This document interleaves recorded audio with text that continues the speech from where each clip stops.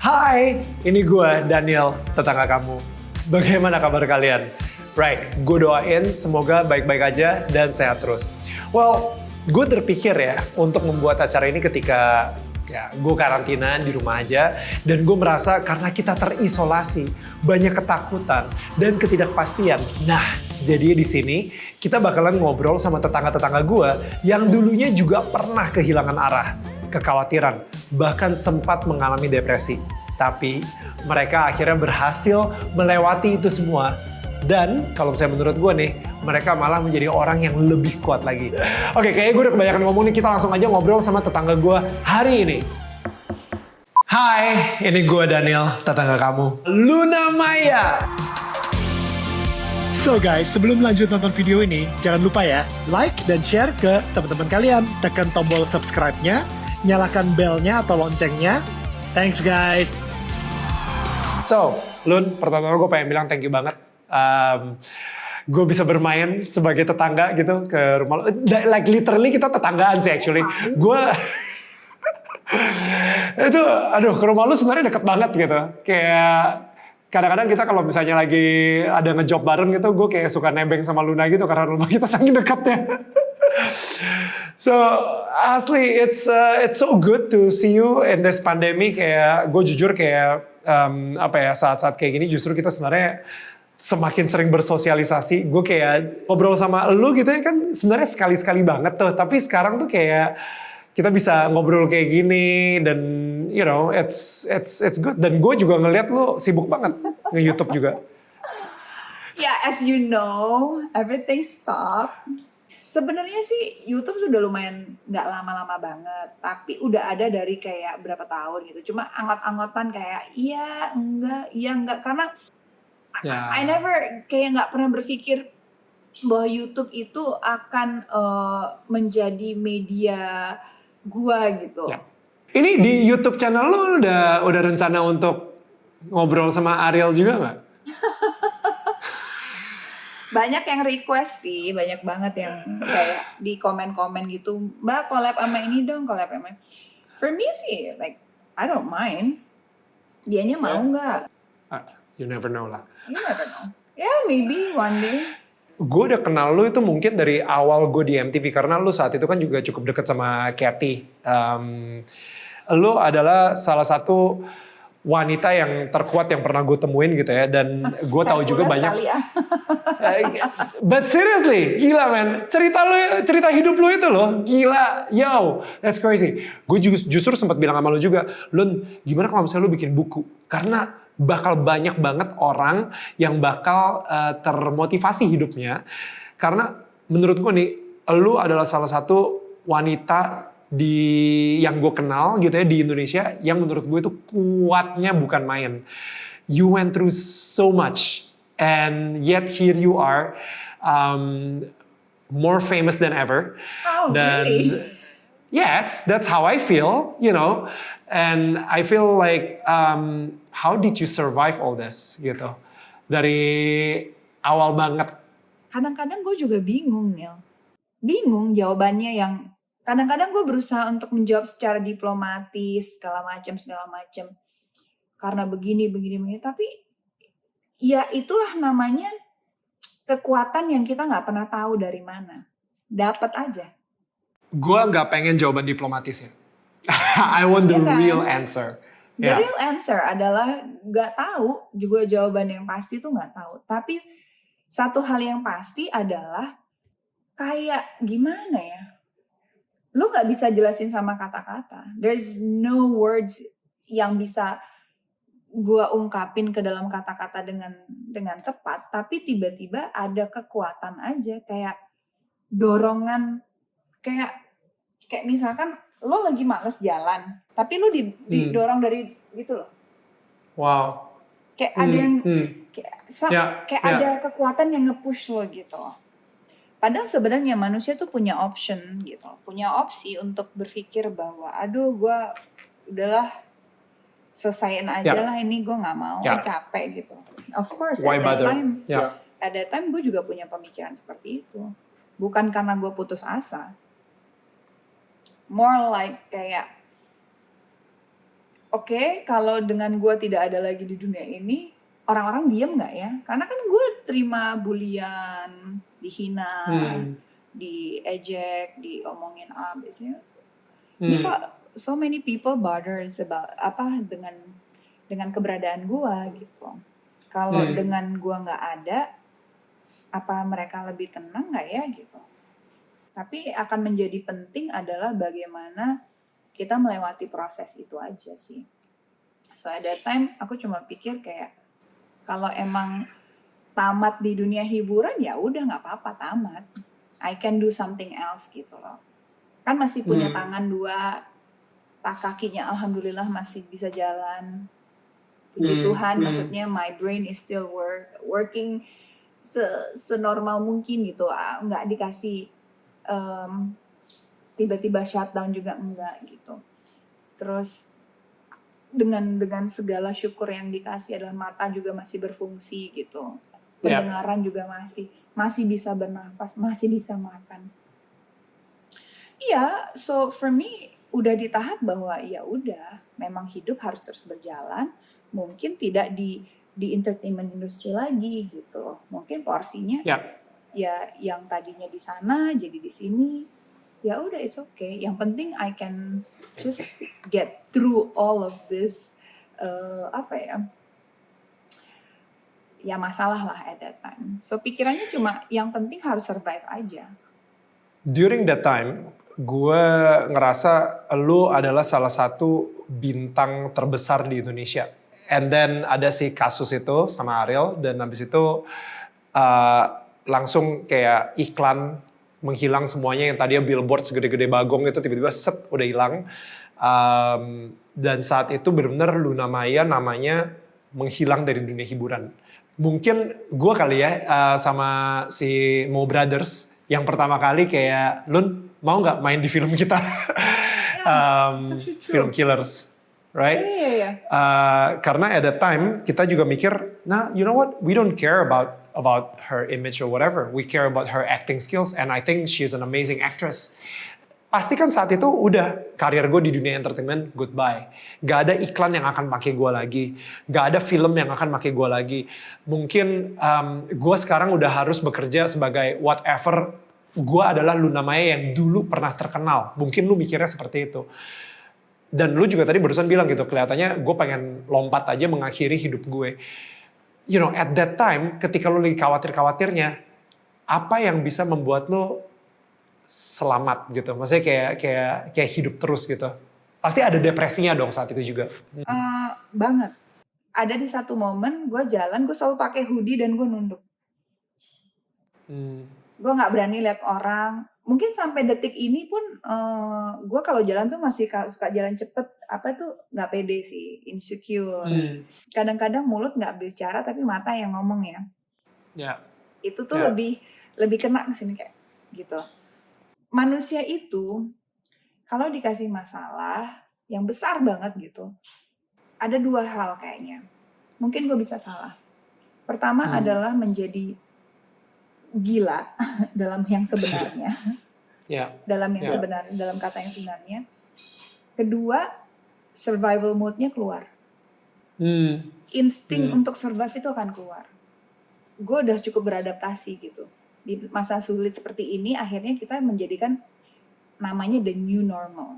At that time, my new normal adalah situasi gue saat itu adalah gue bukan siapa-siapa lagi. Gue udah ya udah gitu. Oke. Gue fokus gue adalah gue akan menata masa depan gue. Masa depan gue tuh yang gue pikirin cuma besok deh. Gue harus survive untuk besok. Nggak mikirin setahun 2 tahun lagi tuh nggak ada di agenda. Besok deh. I need to survive besok. Sebenarnya di tahap gue itu sudah dalam artian ikhlas dan pasrah. Pada saat kita ngomongin ikhlas dan pasrah itu pasti ada campur tangan Tuhan sih. Ya, lu udah berserah banget ya. Ya kayak berserah. Ikhlas dan gue cuma bilang gini, oke, God, gue udah berusaha ya, gitu. Gue udah berusaha, gue nggak nyerah, gue nggak putus asa. Bantu gue dong. Kalau memang lo maunya gue begini terus, gue akan usaha, tapi ya udah. gue terima. Hmm. Tapi kalau gue udah usaha dan gue masih punya kesempatan dalam segala hal, ya ingat gue juga dong gitu. Kadang-kadang kita berdoa tuh harus perlu juga spesifik gitu. Tapi at that time, gue untuk berdoa minta sesuatu yang spesifik, gue tuh malu. Kayak nggak layak. Exactly, merasa seperti itu gitu. Jadi harusnya nggak boleh gitu juga sih gitu. Tapi gue tuh malu gitu. Jadi gue cuma kayak ya ibaratnya minta maaf, bilang terima kasih.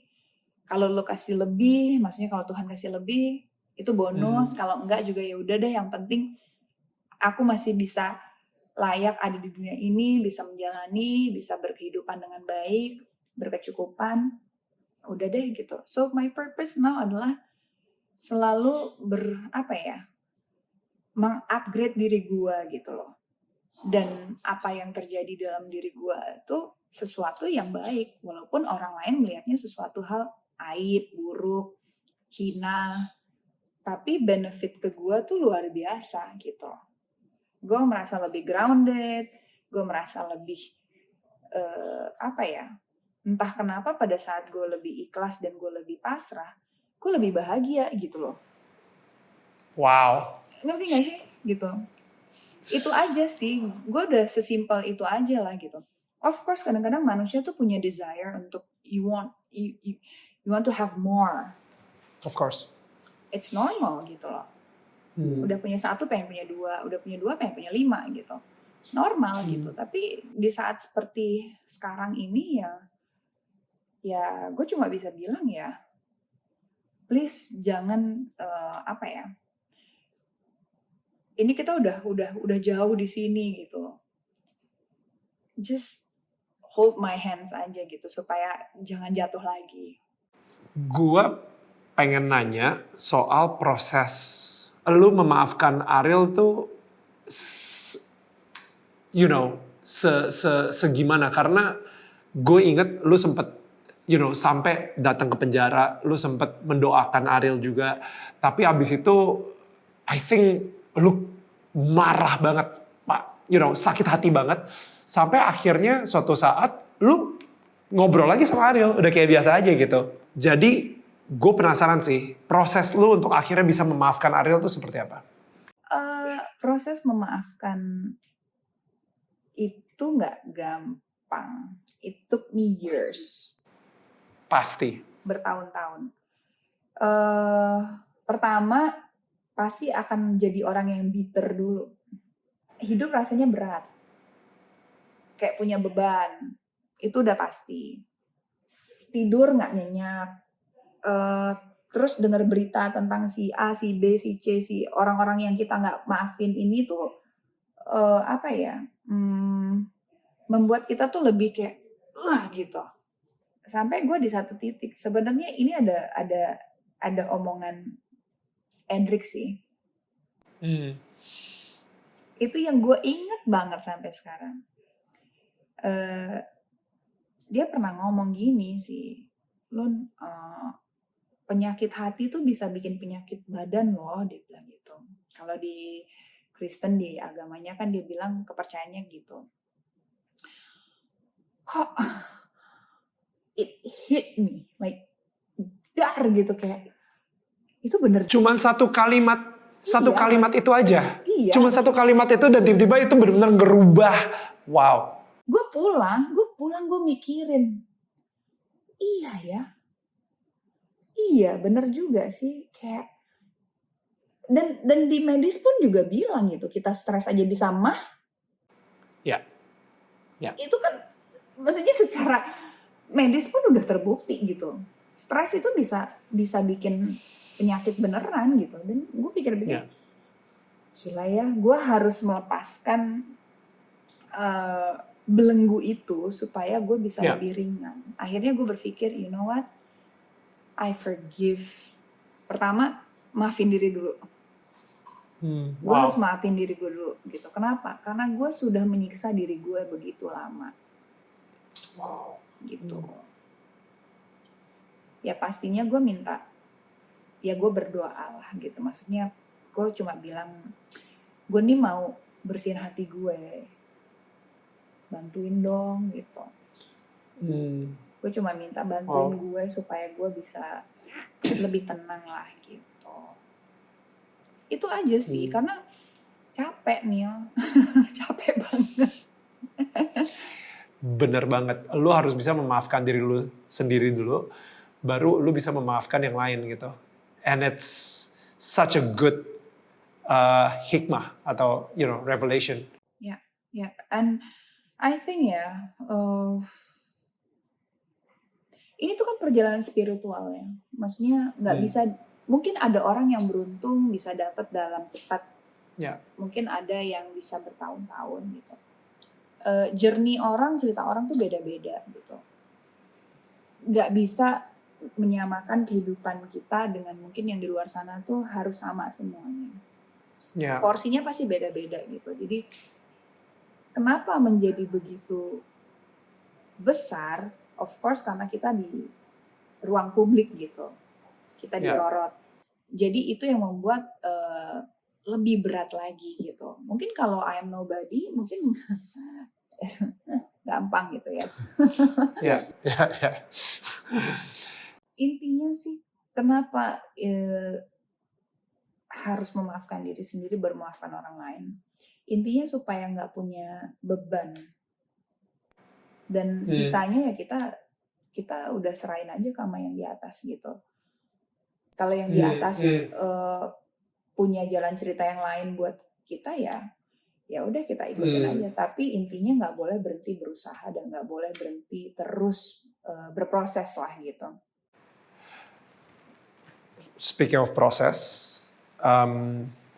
kita kan lagi ngelewatin proses banget nih gitu kan, kayak your journey of life gitu, dan lu mungkin ada saatnya dimana lu ngerasa, well that's it, life is gonna be good.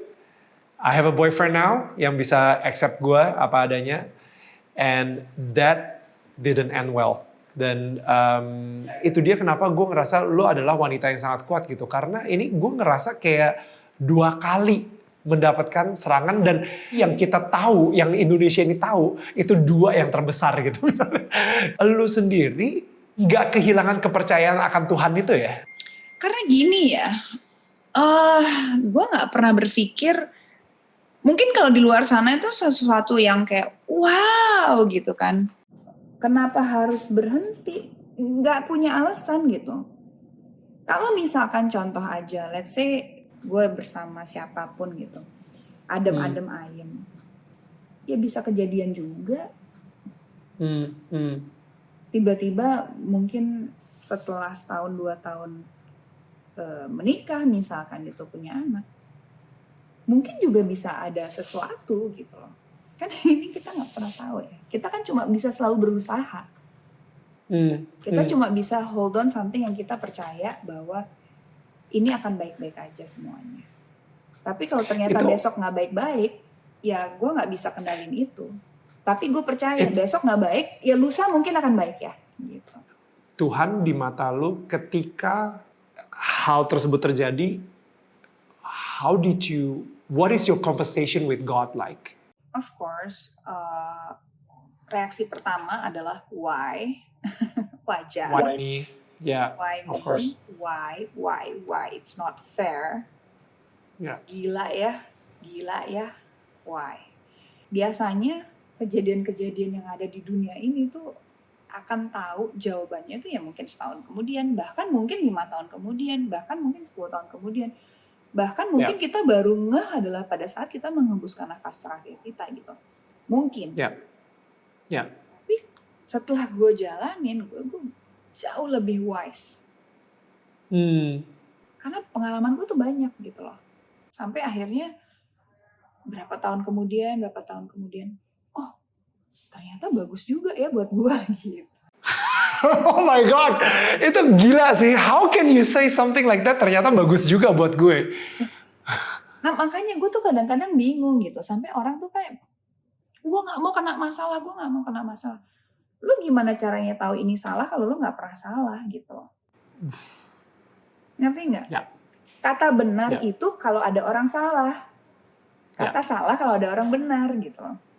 makanya gue tuh selalu bilang gitu, mungkin buat orang di luar sana, gue nih busuk banget kan, jelek banget, aib lah, yang tiap hari orang bisa bully gue, lu kan ini, wah terbukti dengan kata-kata yang iya mungkin buat lo gue jelek banget gitu, tapi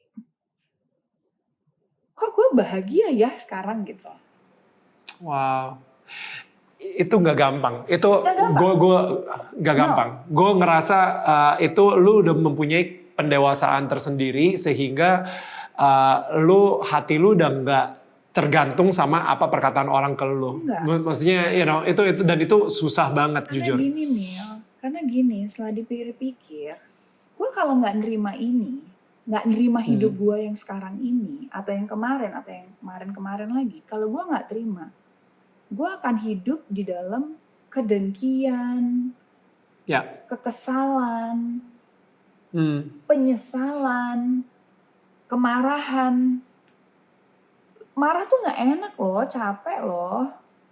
Ya. Ngerti nggak sih Neil gitu loh? Yeah, of course. I want to enjoy my life. Hmm. Tapi maksudnya orang bilang pura-pura bahagia loh. Kalau di saat sekarang kalau tiba-tiba oke, gue bilang gue happy, terus besok gue nangis ya mungkin juga. Iya. And you're just being authentic, you're just being real gitu. Bukan artinya kayak Kan hidup tuh kan penuh ketidakpastian. Kita berencana setiap hari. we never know. Betul. We never know. Jadi gue nggak mau hidup punya penyakit hati. Wow. Ketika gue ngomong sama lu, something has changed. Karena gini, kita bisa tahu hati seseorang dari apa yang dia ngomongin. Kadang-kadang dia, pencitraan di TV ngomong itu pasti bagus dan lain-lain. Tapi ketika kita ngelihat aslinya, omongannya yang keluar pahit lah. Tapi ya itu, kayak setahun terakhir ini, si Viola juga bilang, ada yang berubah dari Luna. Dan jujur gue pengen tahu apa, dan gue pengen belajar malahan. Siapa tahu aja ini yang diperlukan sama wanita Indonesia di luar sana gitu.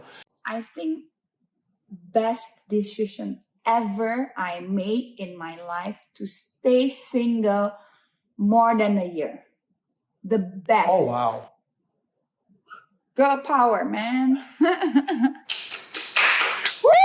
Yes. Lu 1 tahun single tuh karena pilihan gitu kan? Pilihan. Iya.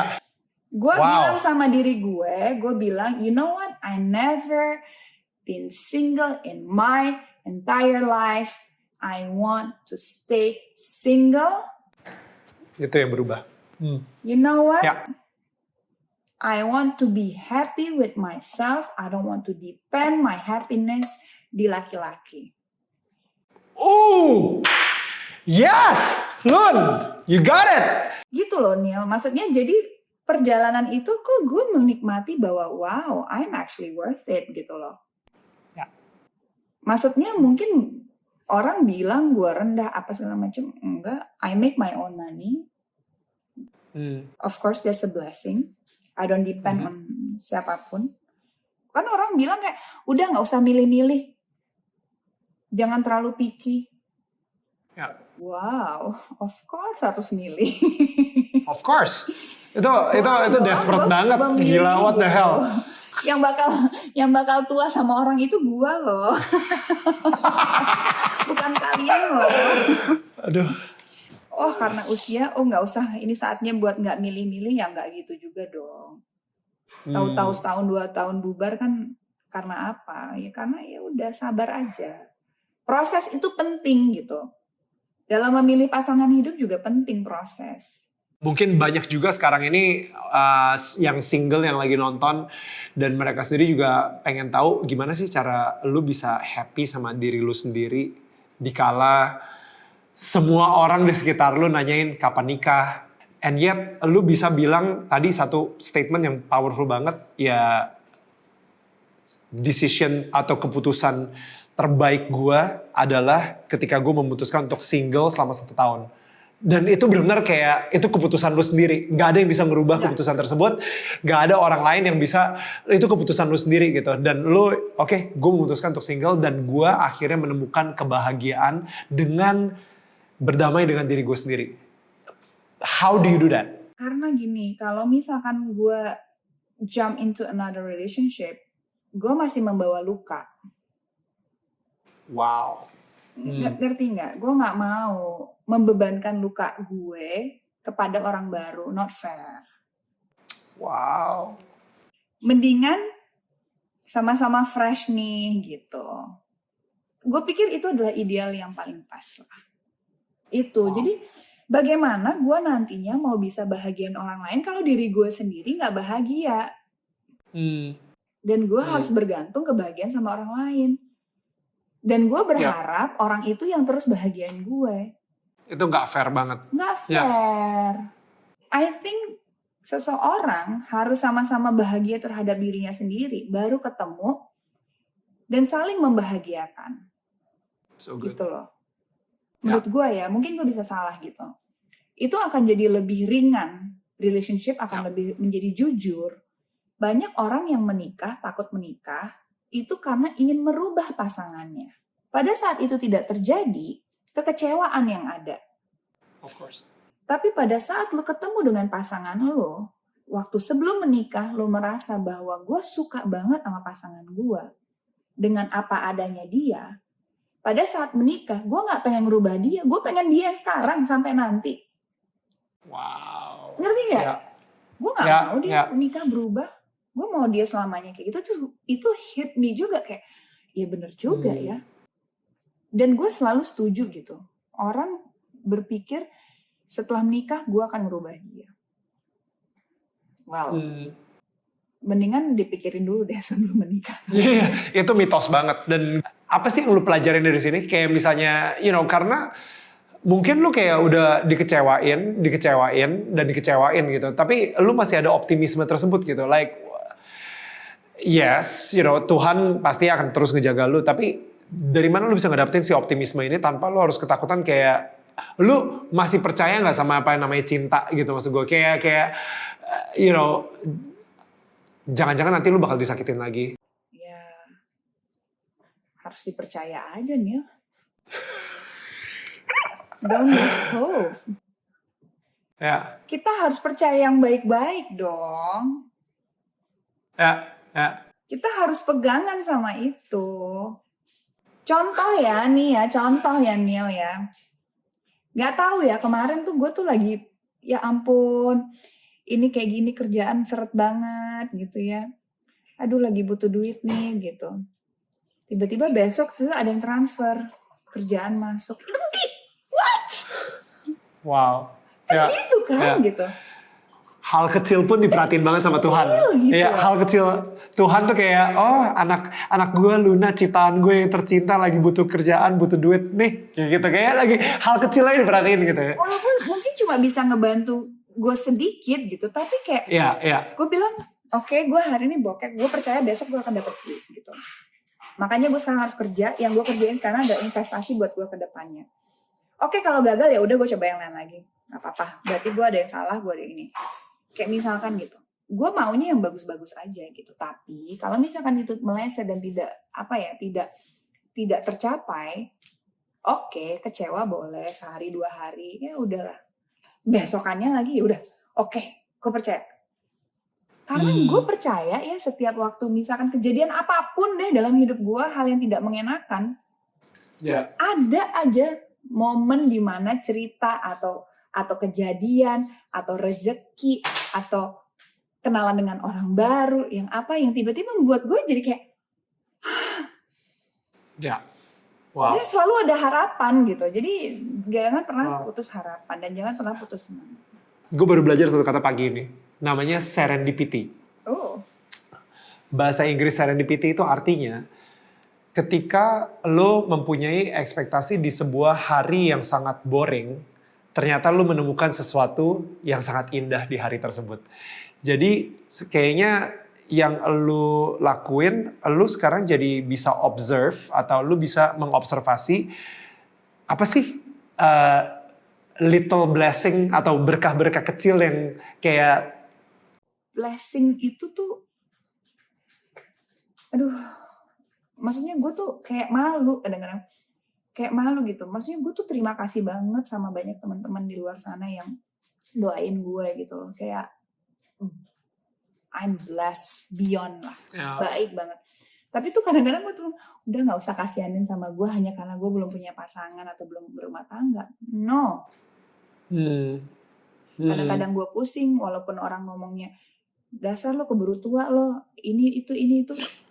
Tapi kok gue kalau mengeluh lagi kayaknya wow gitu loh. Jadi gue selalu berusaha untuk kayak ya udah, ya nikmatin aja gitu. Gue nggak tahu ya, dalam hati gue percaya either tahun ini, tahun depan, 2 tahun lagi pasti akan ada hal yang selalu menyenangkan buat gue. Aku pikir lu kayak ngomong setahun lagi, 2 tahun lagi bakal nikah nih. Aku pikir lu ngomong kayak gitu. Mau itu nikah atau tidak, pasti ada hal yang menyenangkan buat gue. Dan itu semua Amen. udah waktunya, kalau memang pas ya pas. Kadang-kadang kan gue bingung gitu, ya Tuhan gue ditanyain mulu, kapan jawabannya? Iya, hey, kamu mengeluh aja. Ada orang yang sampai tua gak ketemu pasangannya loh.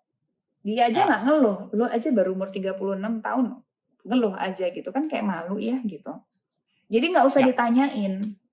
That's so good. That's so good. Sekarang ini image Tuhan di mata lu gimana? Apa ya?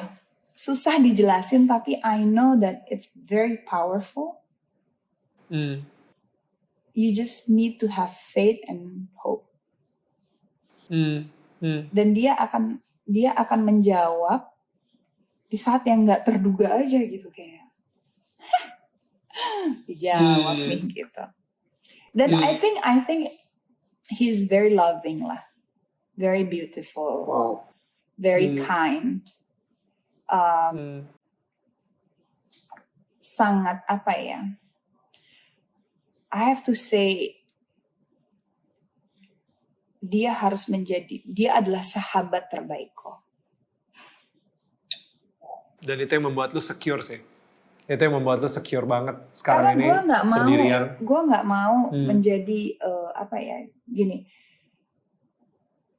Kita hormati, kita respect, tapi kita nggak takut. That's good. Ya, gitu. Jadi pada saat kita salah, kita minta maaf. Ya kayak seperti ke ibu kita gitu. Of course kita takut kalau dia marah gitu. Tapi ya kadang-kadang ya namanya anak juga ada bandel-bandelnya juga.